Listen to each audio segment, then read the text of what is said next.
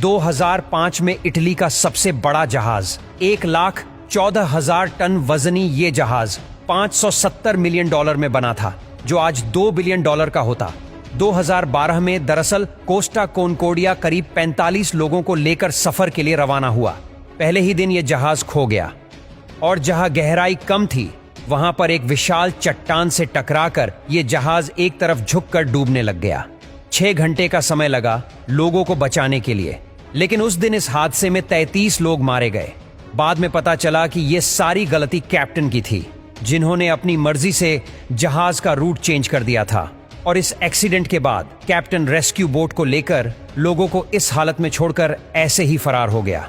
SS marrow castle 5 सितंबर 1934 के दिन ये जहाज हवाना से निकलकर 6 सितंबर को समुद्र में सफर कर रहा था, लेकिन तभी घने बादल जहाज के ऊपर मंडराने लग गए और अगले दिन तो मौसम और खतरनाक हो गया। किस्मत इतनी बुरी थी कि कैप्टन को उस समय हार्ट अटैक आ गया और वो बच नहीं पाया, लेकिन खुशकिस्मती से जहाज पर अभी भी ज्ञानी लोग मौजूद थे। आधी रात को जहाज के स्टोरेज लॉकर में आग लग गई और ये आग पूरे जहाज पर फैल गई। जहाज की सभी तारें जल गईं और अब मदद के लिए सिग्नल भी भेजा नहीं जा सकता था। 12 में से 6 लाइफबोट में लोगों को भरा गया और सुरक्षित जगह भेजा गया, लेकिन अभी भी 80% लोग जहाज पर ही थे। अब उन 80% लोगों को ये तक नहीं पता था कि जहाज पर मौजूद जान बचाने वाले सामान को कैसे यूज करना है। जैसे ही ये जहाज डूबना शुरू हुआ, लोग भी उसके साथ ही डूबते चले गए।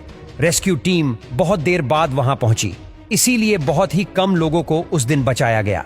लहरों की मार खाते हुए ये जहाज एसबेरी पार्क न्यू जर्सी के किनारे आ पहुंचा, जिसके कई महीनों बाद इसे कबाड़ में बेच दिया गया। ऑक्टेवियन 1761 में चाइना से इंग्लैंड के लिए निकला, लेकिन ये अपना सफर कभी पूरा नहीं कर पाया और ये रास्ते में ही गायब हो गया।